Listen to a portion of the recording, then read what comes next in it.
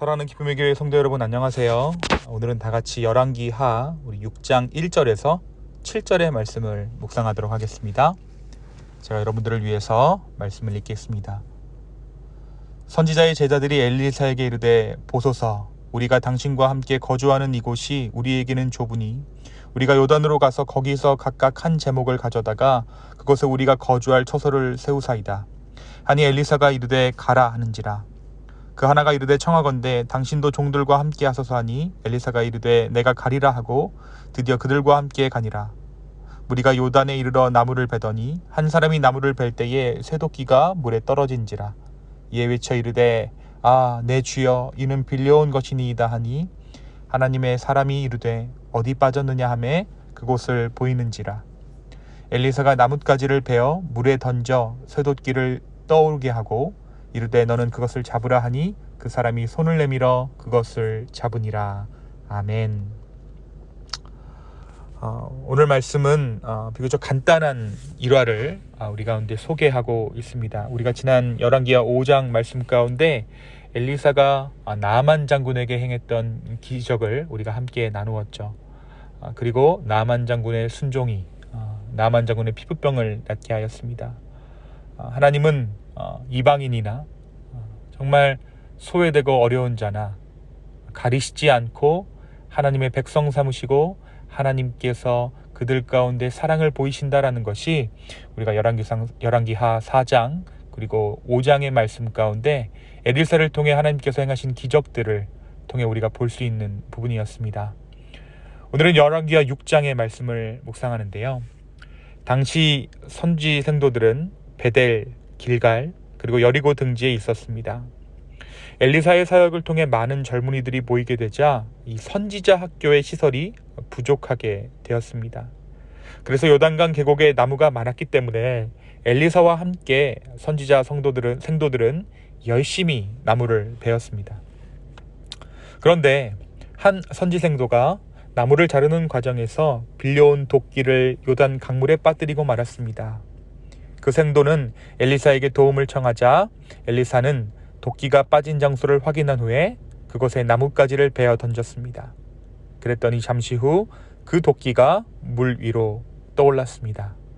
이것이 저와 여러분이 읽으신 열왕기하 6장 1절에서 7절의 내용이에요. 사실 오늘 말씀은 굉장히 간단한 말씀이죠.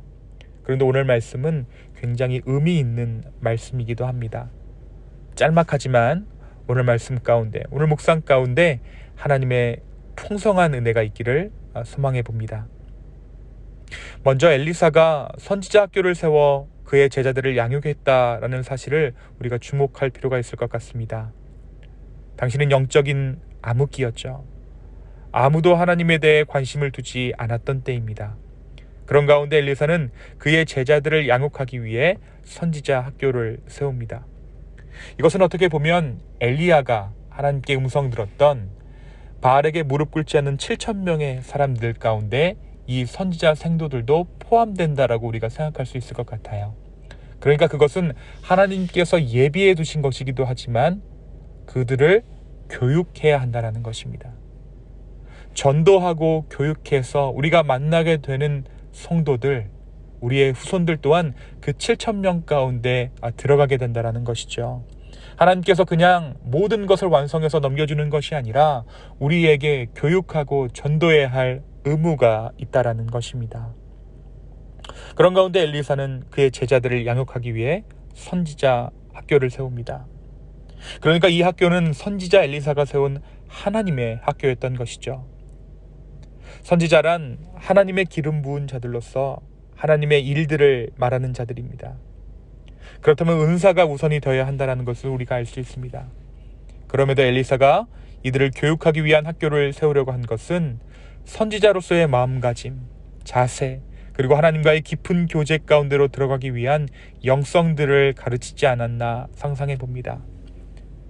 여러분, 이 선지자 학교가 오늘날의 우리가, 교회가 해야 할 일입니다. 이 교회는 학교인 것이죠. 어떤 것을 가르치는 학교입니까? 하나님을 가르치는 학교입니다. 복음을 가르치는 학교입니다. 후손들을 가르치고 자녀들을 말씀으로 양육하는 일, 이 일이야말로 우리의 사명이요 우리 교회가 이 땅 가운데 존재하는 이유일 것입니다. 안타깝게도 우리는 현 세대만을 생각해 왔습니다. 그래서 우리가 살고 있는 지구도 오늘날 몸살을 앓고 있습니다. 그러나 이 지구가 후대들에게 우리가 잠시 빌려 쓰는 것인 것처럼 우리의 신앙 역시 우리의 소유물이 아닙니다. 우리가 지구를 왜 함부로 사용했습니까? 아이러니하게도 우리에게는 후손들에게 좋은 것들을 물려주려고 지구를 혹사시켰어요. 그러니까 우리 눈에 보이는 것이, 우리 눈에 좋아 보이는 것을 그들에게 주려고 이 지구를 혹사시켰는데 결국 가장 중요한 우리가 살고 있는 이 땅을 물려줄 수 없는, 온전히 물려줄 수 없는 상황 가운데 이르렀던 것입니다. 사랑하는 성도 여러분, 그렇다면 우리가 정말로 우리 아이들을 정말 사랑한다면 물려줘야 할 것이 무엇일까요? 그것은 바로 복음이요, 바로 하나님의 사랑인 줄로 믿습니다. 부디 우리의 삶을 통해, 우리의 신앙을 통해 우리 아이들에게 하나님을 향한 신앙이 흘러가기를 기도하는 우리 모두 되기를 예수님의 이름으로 축원합니다. 또 한 가지 오늘 말씀은 참여하는 리더십에 대해 말하고 있는 듯합니다. 엘리사는 이 학교를 세우기 위해 스스로 나무를 베어가며 땀을 흘리며 수고합니다. 제자들이 가자, 선지자여 저와 함께 갑시다 라고 말했을 때 그는 너라고 얘기하지 않고 기꺼이 그 자리를 옮겨 그들과 함께 합니다. 사실 갈멜산 꼭대기에 올라서 이래라 저래라 지시하는 것, 그 자리가 엘리사에게 더 어울리는 자리라고 생각될 수도 있는 것이죠. 그러나 엘리사는 그 자리를 기꺼이 포기하고 내려와 그들과 함께 나무를 베며 선지자 학교를 준비합니다. 자신이 가르치고 설립자지만 이 학교의 참 교장은 하나님이시기에, 그의 권위는 하나님으로부터 나오기에 그 역시 배우는 자의 마음으로 수고로운 일들을 마다하지 않았던 것입니다. 사랑하는 기쁨의 성도 여러분, 이것이 겸손의 모양입니다.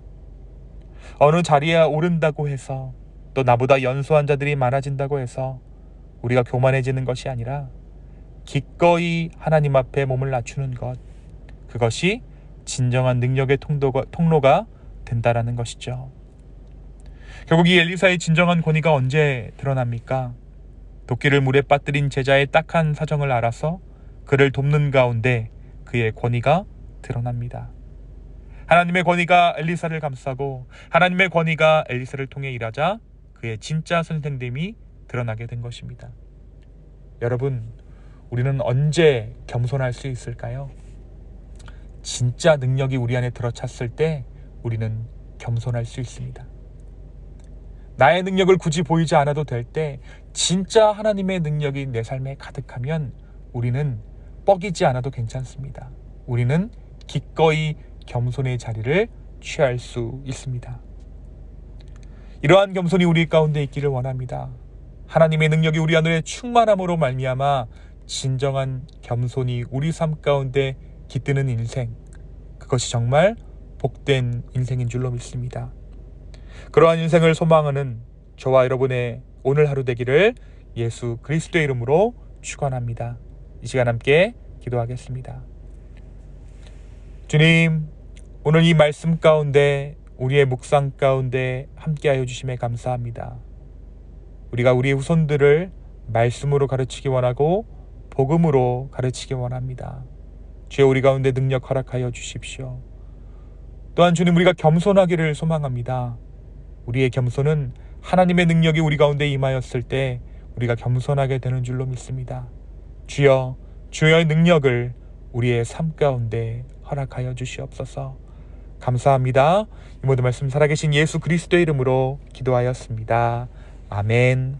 오늘 하루도 주 안에서 승리하는 저와 여러분 되기를 바랍니다. 감사합니다.